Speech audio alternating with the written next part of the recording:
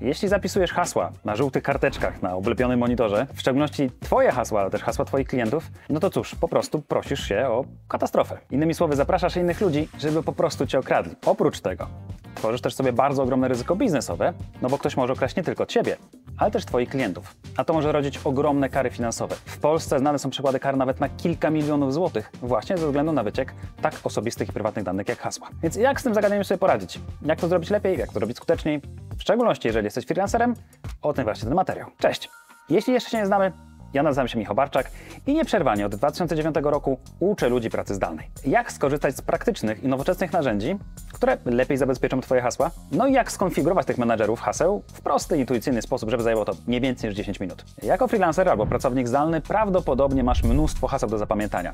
Niektóre są oczywiste. Dostęp do konta bankowego, warto mieć dobrze zapisany, dostęp do Twojego systemu pocztowego, ale też do systemu fakturowego, ale prawdopodobnie masz też dostępy do kont Twoich klientów, do Facebooka, Instagrama, konta reklamowego, może systemu CRM, platformy płatności, narzędzi projektowych i wielu innych narzędzi. Podstawa.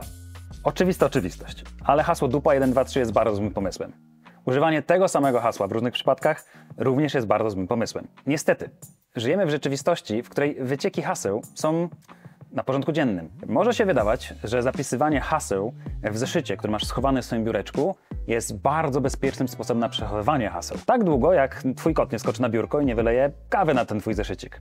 Albo, co dużo ważniejsze, będziesz na jakimś wyjeździe i nie będziesz miał do niego dostępu. Co wtedy zrobisz? Oczywiście nie mówimy też o jakichś takich absurdalnych sytuacjach, które się zdarzają dosyć regularnie, typu kradzieże i ktoś po prostu ten zeszyt z Twoimi hasłami może Ci po prostu zabrać. Ale zdarzają się też sytuacje, bardzo rzadko, ale jednak się zdarzają, w którym ktoś fizycznie okradnie Twój dom. Może się wtedy zdarzyć, że również ten zeszyt z hasłami po prostu zniknie. Co wtedy zrobisz? Wiesz, zapisywanie haseł w zeszycie przypomina trochę taką sytuację, jakbyś chował pieniądze pod materacem. Niby wydaje się bezpieczne, ale chyba nie do końca. Wyobraź sobie taką sytuację kryzysową. Coś się faktycznie dzieje, ważnego. Trzeba szybko zareagować, a ty szukasz hasełka, czy to było hasło 123, żona 1980 albo jakieś inne hasło. To po prostu zła sytuacja. W stresie możesz popełnić mnóstwo błędów. I teraz dosyć oczywista sprawa, czyli jak takie narzędzia działają. Działają bardzo prosto. Na przykład ja osobiście korzystam z NordPass, ale bardzo często też polecam Bitwarden. One są oczywiście gdzieś tam opisane poniżej.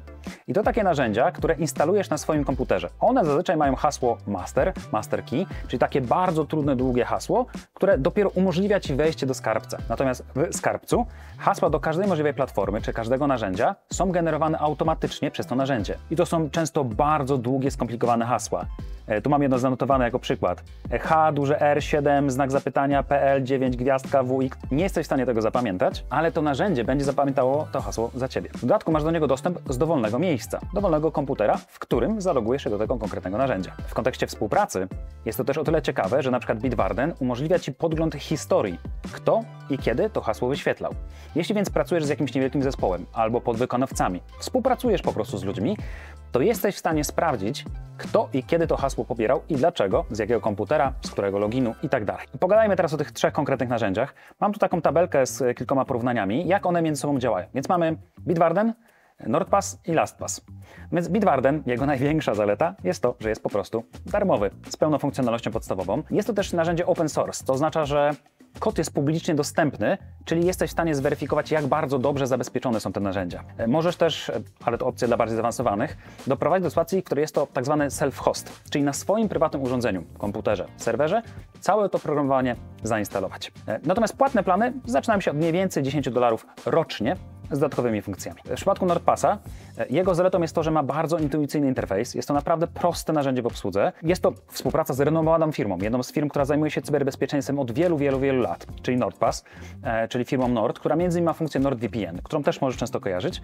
I tam również podstawowy plan jest darmowy, ale w większości przypadków opłaca się współpracować w planach rocznych. Tam niestety są ograniczone liczby użytkowników. Na przykład musisz mieć nie mniej niż 4 albo 5 użytkowników i jeden taki plan kosztuje mniej więcej między $30 a $35 $1000 rocznie. No i LastPass to takie narzędzie, które istnieje chyba najdłużej na rynku menadżerów haseł. Ma mnóstwo funkcji dla pracy z zespołem, dla firm. Ma darmową wersję, ale dosyć mocno ograniczoną. Natomiast plany premium zaczynają się plus minus od $36 rocznie. Moja rekomendacja? No cóż, musisz dobrać narzędzie, które będzie pasowało Tobie. Ja bardzo lubię Bitwardena i w wielu organizacjach czy firmach, z którymi miałem okazję współpracować, konkretnie to narzędzie wdrażaliśmy. Głównie dlatego, że jest po prostu bezpieczne, jest darmowe, jest bardzo funkcjonalne. Sam korzystam z NordPassa, głównie dlatego, że dosyć dobrze integruje mi się też z innymi narzędziami, na przykład z moim telefonem komórkowym. Między innymi w NordPassie jest też taka wygodna funkcja, w której mogę na moim telefonie zainstalować tą aplikację i odblokowywać dostęp do wszystkich haseł przyciskiem palca, gdzie tam po prostu jest opuszek palca przykładany i wtedy dostęp do mojego sejfu się odblokowywuje. Przy tej okazji mała anegdota. Pamiętam taki moment, kiedy współpracujemy z freelancerem, który powiedział, że on ma najlepszy możliwy system, bo on zapisuje w notatniku, w takim ręcznym notatniku wszystkie swoje hasła i jest bardzo sprytny, bo do każdego portalu rysuje taki malutki symbolik, który ma mu przypominać, do czego to hasło jest. W związku z czym zarówno hasło, jak i login był ukryty, no bo nie wiesz, gdzie te hasła wpisać. Wszystko byłoby spoko, gdyby nie to, że po mniej więcej 2 tygodniach zaczął się zapominać, które symbole co oznaczają i większość czasu jego pracy polegała na tym, żeby przypomnieć sobie, czy mała fala to był Dropbox, czy jednak hasło do banku, a może to wcale nie była fala, tylko akurat tego nie był zmęczony, to miała być chmura i dotyczy to OneDrive'a. No, spędził cały tydzień na próbie odratowania swojego systemu. Wpadł na pomysł, że będzie notował, które symbole co oznaczają w innym. To nie miało żadnego sensu. Dużo łatwiej było skorzystać z narzędzia, które po prostu jest do tego dedykowane. A teraz ciekawa anegdota, bo też w konkretnych liczbach. Według różnego rodzaju badań przeciętny użytkownik internetu ma dostęp do ponad 90 różnych kont online. 90! A w przypadku freelancerów to mówimy o skali razy 3, razy 4. To jest mnóstwo haseł, których nie jesteś w stanie zapamiętać. Badania kognitywne pokazują, że przeciętny człowiek jest w stanie realnie, maksymalnie zapamiętać 7 złożonych haseł jednocześnie. A mówimy o skali o 1 albo o 2 zera więcej. Oznacza to, że mamy do wyboru właściwie 2 ścieżki. Albo ryzykowne i niebezpieczne metody, próby zapamiętywania tych haseł gdzieś w jakimś miejscu losowo zmienianym, albo skorzystać z narzędzi, które są darmowe, bezpłatne, dobrze funkcjonują, spełniają swoje zdanie i oszczędzamy czas, pieniądze i nerwy. Niestety, też byłem w tym miejscu.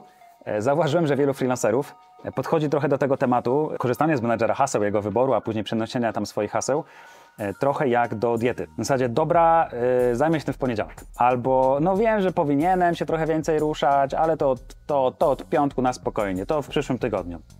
Niestety ten sławny poniedziałek nigdy nie przychodzi. I wszystko jest tak długo dobrze, jak coś naprawdę się poważnego nie zdarzy. Kiedy nagle hasło wypłynie, kiedy ktoś w jakiś sposób cię okradnie albo będzie miał dostęp do danych twojego klienta, co może być bardzo niebezpieczne. Skonfigurowanie takiego menadżera zajmuje mniej niż obejrzenie jednego odcinka na Netflixie, a oszczędności później mnóstwo czasu. Gwarantuję ci. Ale powstaje też kilka pytań. A co jeśli zapomnę hasło główne do mojego sejfu?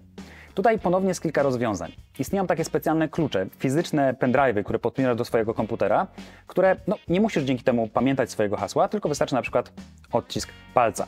Wtedy przy takim urządzeniu dostęp do sejfu jest dostępny automatycznie, ale tylko i wyłącznie, kiedy ktoś przytknie twojego kciuka. Raczej nie wierzyłbym filmom science fiction albo takim wielkim, dramatycznym filmom, w którym odcina się kciuka, żeby mieć dostęp do sejfu. To raczej się nie zdarzy. Powstaje też pytanie, czy takie menadżery są bezpieczne. Są bezpieczniejsze niż inne narzędzia. Po prostu nic lepszego nie wymyślono. W wielu przypadkach są one szyfrowane end-to-end, czyli całkowita szyfracja tych danych jest tam bardzo dobrze przygotowana i to oznacza, że naprawdę te hasła są dobrze zabezpieczone. Poza tym mogą być skomplikowane i długie, więc nawet jeśli wypłyną, to nadal korzystanie z nich czy kopiowanie ich do innych narzędzi jest mało prawdopodobne. Krótkie podsumowanie. Co wybierzesz? NordPass, LastPass, Bitwarden czy mnóstwo innych narzędzi? Nie ma do końca to znaczenia. Uświadom sobie ryzyka, które po drugiej stronie są, czyli co ci grozi, kiedy z tych narzędzi nie będziesz korzystał. No i poświęć po prostu 15-20 minut na sprawdzenie, które narzędzia będą pasowały tobie osobiście, które będą dla ciebie najwygodniejsze, a gwarantuję ci, że to zabezpieczy cię przed mnóstwem ogromnych ryzyk, które po prostu mogą się zdarzyć w naszej codziennej pracy. Powodzenia, wybieraj. A jeżeli masz jeszcze chwilę i chcesz odroczyć tą sytuację jakieś 10, może 12 minut, to prawdopodobnie teraz Dawid gdzieś tu, albo z tej strony, tu Dawid teraz wyświetla inny ciekawy film. Trochę już luźniejszy może. Nie wiem co Dawid wybrał, nie wiem, ale jak masz ochotę, to zapraszam, tu jest materiał, który możesz teraz obejrzeć i tam myślę, że będzie fajny. No ewentualnie jak jeszcze tu jesteś, nie wiesz, to like, subskrypcja, tu możesz kliknąć, to też będzie fajne. A teraz idź, oglądaj, teraz. Albo idź zainstaluj menadżer haseł. No mam nadzieję, że on już poszedł. Dawid poszedł? Dawid? Poszli już? Okej, dzięki.